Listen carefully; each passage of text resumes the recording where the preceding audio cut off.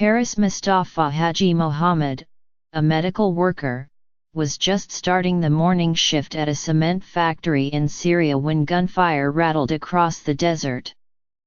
The air was stifling, and he and the other employees were on edge. For months, they had worked to the percussion of distant fighting as the Islamic State waged fierce battles in the autumn of 2014 to seize territory in Syria's rapidly escalating civil war.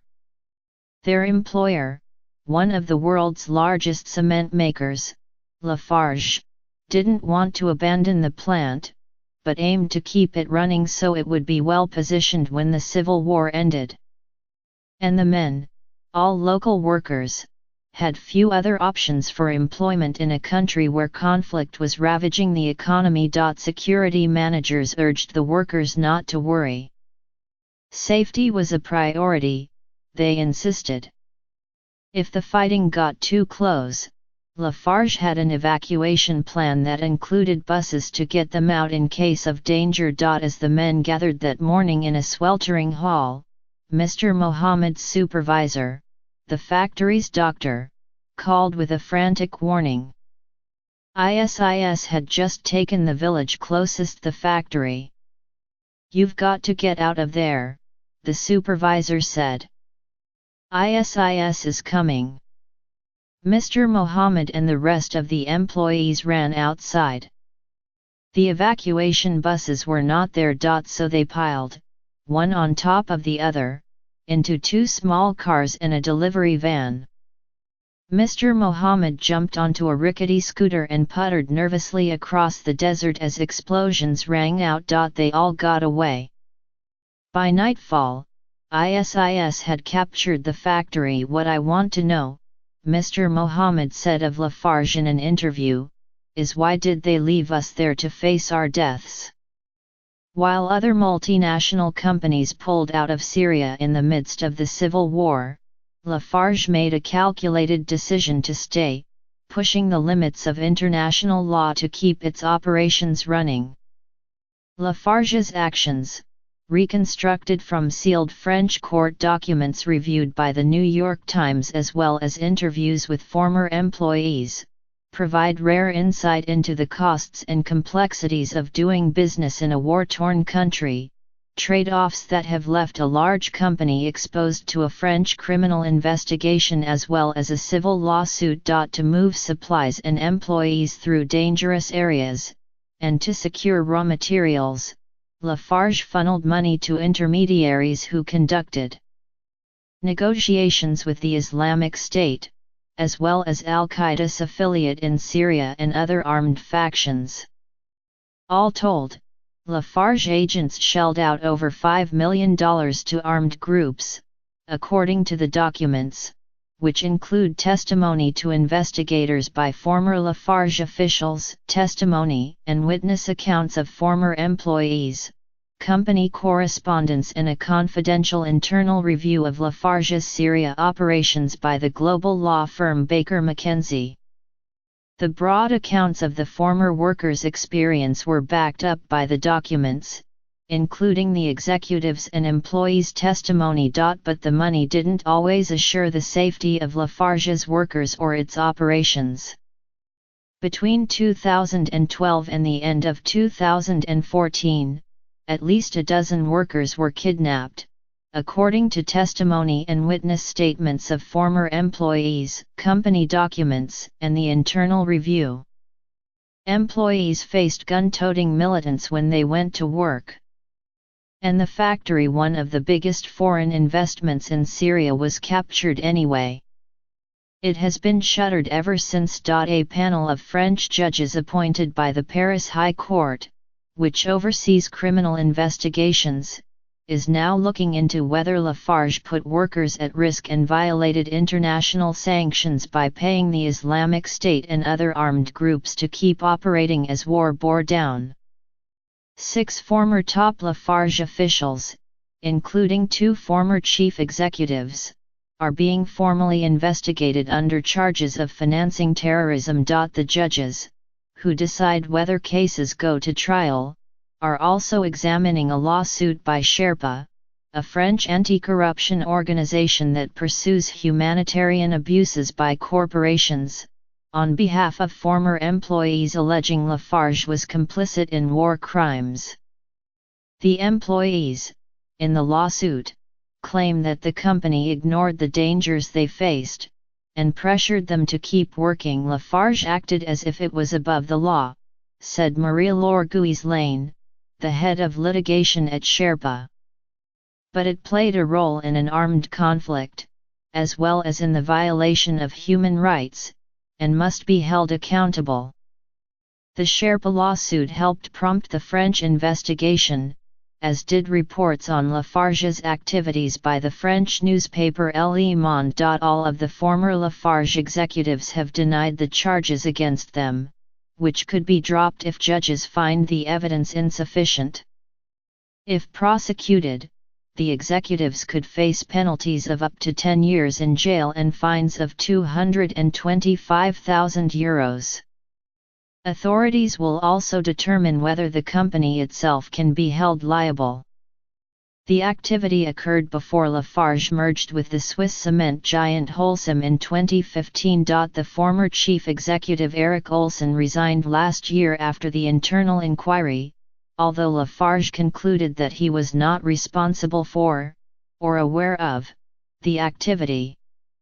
In the United States, the company, now called Lafarge Holcim after the merger, dropped plans to supply building materials for President Trump's proposed wall on the border with Mexico amid criticism in France over the Syria affair. Lafarge Holcim, in a statement to The Times, insisted that the number one priority of Lafarge executives was to guarantee employee safety, and pinned the decisions on local managers who wrongly believed they were acting in the interests of the company and its employees.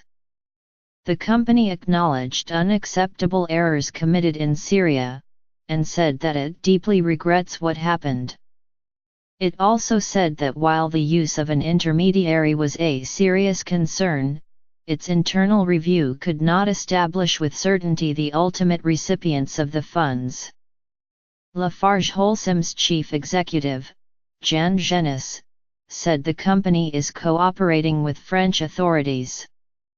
"I am the most interested person that truth comes out and we can close this chapter, which we are very sorry about," he said during a presentation of the company's results last week. In its statement, Lafarge Holcim added it had put in place extensive reviews and controls to ensure that Lafarge Holcim today is a different company with further enhanced compliance.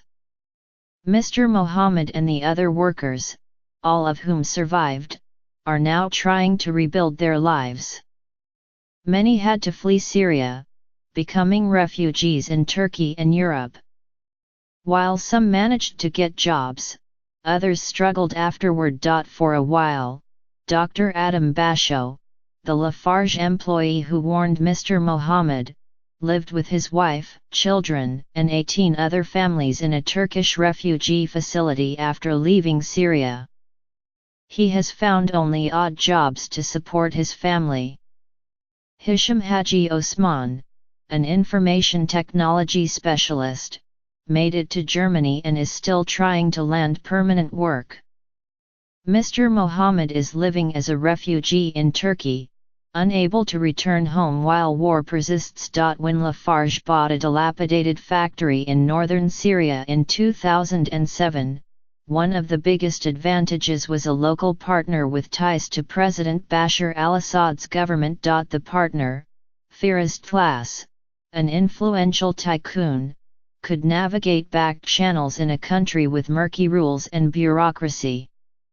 He arranged an operating license and other permits for Lafarge. Founded in 1833 as a family business in France, Lafarge had a history of landing big and complicated projects. In the mid-19th century, it won a contract to build the Suez Canal in Egypt. During World War II, it helped furnish cement for the construction of a massive coastal wall of bunkers for the Nazis, known as the Atlantic Wall, that stretched from Scandinavia to the Spanish border. In Syria, Lafarge saw a new opening to the Middle East. After a 3-year renovation of the €680 million plant, Lafarge Cement Syria opened in October 2010, employing hundreds of people and generating thousands of related jobs. Trucks and vans crisscrossed the desert, transporting employees, delivering Lafarge cement and bringing in fuel and raw materials from nearby quarries. As operations ramped up, a wave of revolutionary fervor from the Arab Spring movement swept the region. Anti-government protests spread to Syria, and were brutally suppressed in March 2011 by government security forces.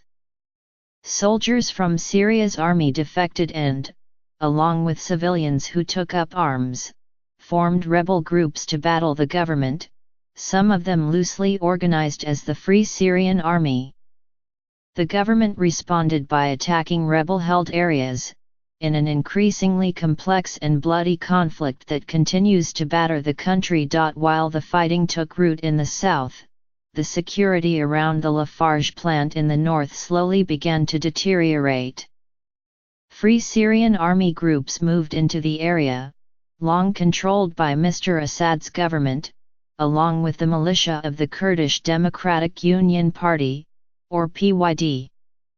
By the end of 2011, the United Nations declared Syria in a state of civil war, and the European Union placed an embargo on arms and oil purchases in Syria. After that, Total, the French oil giant, halted its Syrian operations. Other French multinationals followed, including Bell Group, the maker of Babybel cheese, and Air Liquide, France's largest gas company. Not Lafarge. Bruno Lafont, who was the Lafarge chief executive at the time, saw no reason to leave. Company security advisors assured bosses at headquarters in Paris that the plant was not in a combat zone and remained safe. "So we kept going," Mr. Lafont told investigators, according to the court documents. Lafarge has never run away. By summer 2012, the situation in Syria had grown increasingly uncertain, and Lafarge decided to move hundreds of foreign employees out of the country for their safety. Senior managers, including Bruno Peschier, the chief executive of Lafarge Cement Syria at the time, relocated to Cairo to oversee operations remotely. The Syrian employees kept working. Their job was to keep the cement flowing and to make the factory appear occupied as a way of discouraging militants from raiding it. Lafarge said it wanted to keep providing jobs for locals who eagerly wanted to work. The company relocated employees to Manbij, a town near the plant, and provided lodging for others inside the factory compound so they could keep working as road travel grew more risky, according to testimony by former executives and employees. "When the civil war ended, we'd at least have an operation that could furnish cement for the reconstruction of Syria," Mr. Peschier told French investigators. Workers felt fortunate to be employed by a major French multinational that offered good salaries to support their families in a region with few opportunities. Yet as the situation grew starker, Lafarge's local managers, the employees said in interviews, witness accounts, and testimony, turned up the pressure, threatening to dismiss or cut the pay of those who balked at the worsening safety environment before the war. "The management practices were very good," said Jarir Yahya Molali, a former warehouse keeper. "But later," he added, "they would force you to go to work and threaten to dismiss you even if there were problems and the roads were dangerous." After their foreign colleagues were evacuated, the Syrian employees discussed forming a union or striking to protest deteriorating work conditions. They were especially upset about being ferried in Lafarge-contracted vans through checkpoints held by a rotating cast of armed militants, the employees said in interviews, testimony, and accounts submitted to the court. Imagine the journey, said Nidal Wabai, a former Lafarge human resources manager in Syria who is part of the lawsuit. You could be stopped at any time, and either they let you go, or they could take you from the car for questioning. When sniper bullets grazed his vehicle one morning, I realized for the first time how unsafe it was, he said. But the next day, you had to go through the same road, because Lafarge would ask why you didn't go to work. When the fighting got too close, the payments to ISIS started to flow. In mid-2012, local Lafarge executives provided the Syrian partner with a monthly budget of around $100,000. They gave him instructions to act as an intermediary with local groups to ensure safe passage around the factory, Mr. Peshir told investigators. The partner, Mr. Tlas, according to the law firm's review, steered large sums to the Free Syrian Army, which occupied Manbij, where Lafarge had relocated employees. More money flowed to the Kurds, who had worked with the Free Syrian Army and promised military-style protection for the factory, which they considered to be in their territory. The payoffs didn't guarantee safety. In autumn, the Kurds kidnapped 9 Lafarge employees and transferred them to local militias. Lafarge's local managers reported the kidnappings to Paris and spent around €200,000 to secure their release, according to the internal inquiry and testimony of former executives. The troubles worsened in 2013, when the Qaeda affiliate in Syria, the Nusra Front, and other Islamic groups seized Raqqa, a strategic city about 90 kilometers south of the factory. In the ensuing months, a schism within al-Qaeda split the Nusra Front from the Islamic State group, which took control of Raqqa.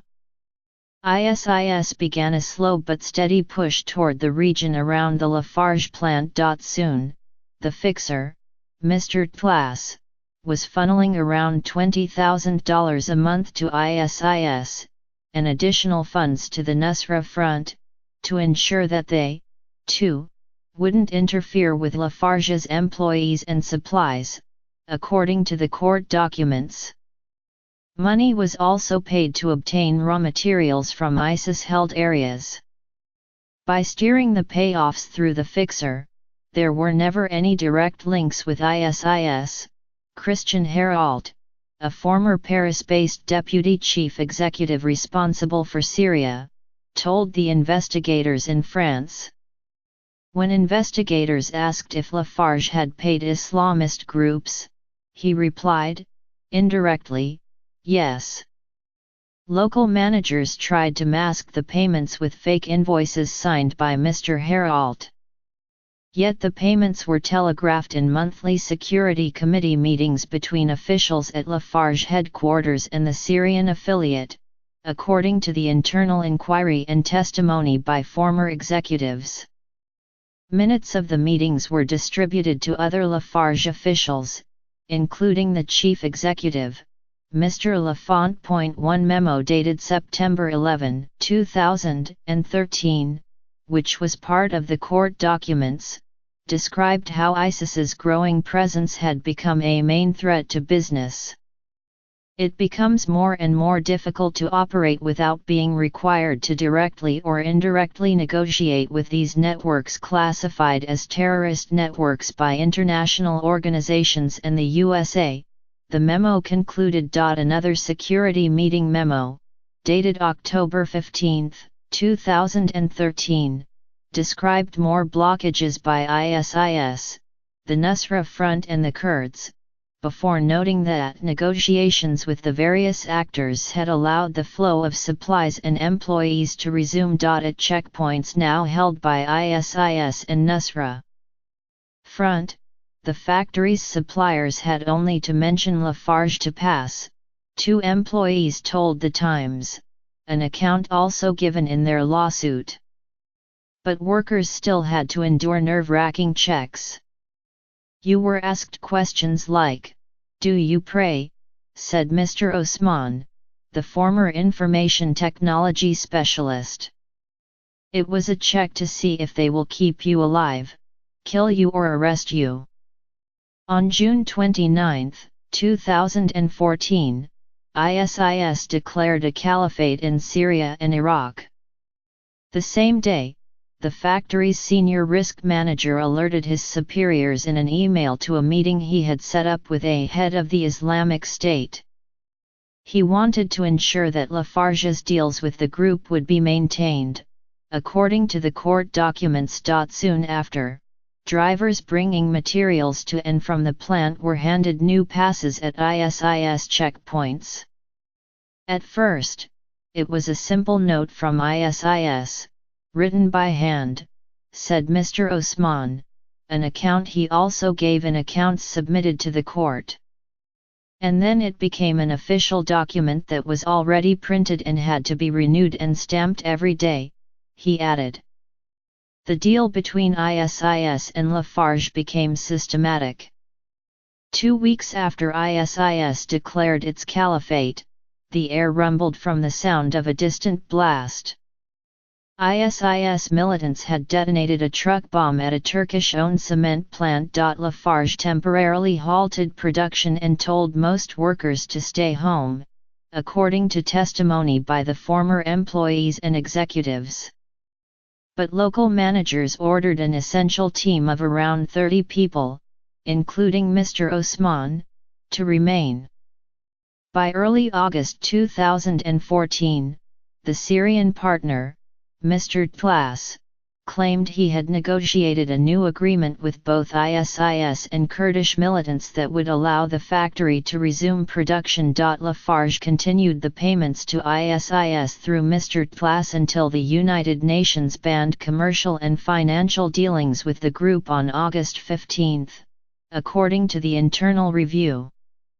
Without the protection afforded by the payments, Mr. Lafont advised the executive board that the plant would need to close, probably in September. It was still operating in the middle of September, as fighting in the region intensified. When ISIS assaults against Kurdish forces became more violent, villages near the plant began to empty out. Local executives again ordered an essential team of about 30 workers to keep the plant running, and began sending others home. On September 17, 2014, evacuation buses, a crucial piece of the company's security plan, ferried non-essential workers back to Manbij. But the buses never returned to the factory, as planned. Kurdish forces, occupied by the battle with ISIS, would not let them pass, according to testimony by Jean-Claude Vaillard, head of safety operations at Lafarge in Paris. The next day, Frédéric Jolibois, a new chief executive of Lafarge Syria who had recently taken the helm, emailed the plant's supervisors a security plan that he had devised, according to a copy of the message included in court documents. The plan instructed plant managers to hide employees in a warren of tunnels beneath the factory if attacked. Prepare mattresses, food, water, sugar in the electric tunnels of the factory, Mr. Jolibois wrote in the email. If attackers enter the factory, move the team into the tunnels and wait. The following morning, as the team gathered inside the plant, the factory's doctor called to warn that ISIS was close. Dr. Basho said he had heard from the factory's manager, who was supposed to be at the plant, but had fled earlier to take his family to safety in Turkey. If we had waited there, we would be dead by now, said Mr. Yahya Molali, the former warehouse keeper. Lafarge Wholesome, in its statement, said its internal investigation showed that the safety of those on site was a constant concern of management and there was an evacuation plan in place. Amid the chaos, ISIS militants kidnapped 2 of Lafarge's Christian employees, according to internal Lafarge documents and the internal review. They were released only after they agreed to convert to Islam and to attend religious courses. Publicly, Lafarge painted a better picture of the dire event. The factory had been seized by ISIS, the company announced in a news release at the time, but Lafarge had succeeded in evacuating all of its remaining people. But officials acknowledged to French investigators that the remaining Syrian employees had to flee on their own. Mr. Jolibois said Lafarge did not expect the situation to deteriorate so rapidly. For what it's worth, in another cement factory that didn't belong to Lafarge, ISIS beheaded about 50 employees, he told investigators. In its statement to the Times, Lafarge Holcim said Lafarge Syria maintained its operations as long as the plant and its employees could remain secure. It added that former employees were put on paid leave for more than 12 months after the closing of the site. The money has not assuaged the Lafarge employees who believed they were scrambling to save their own lives in those final hours at the factory.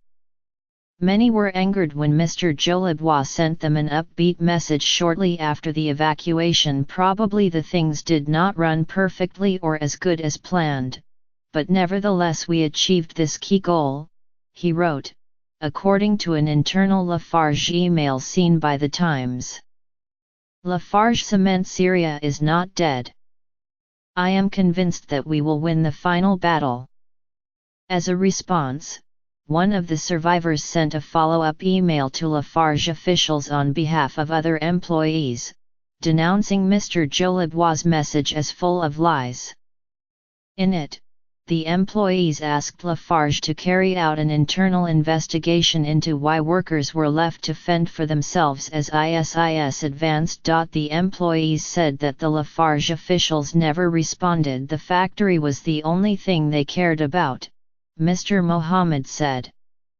But Lafarge should be a lesson for Western companies in foreign countries.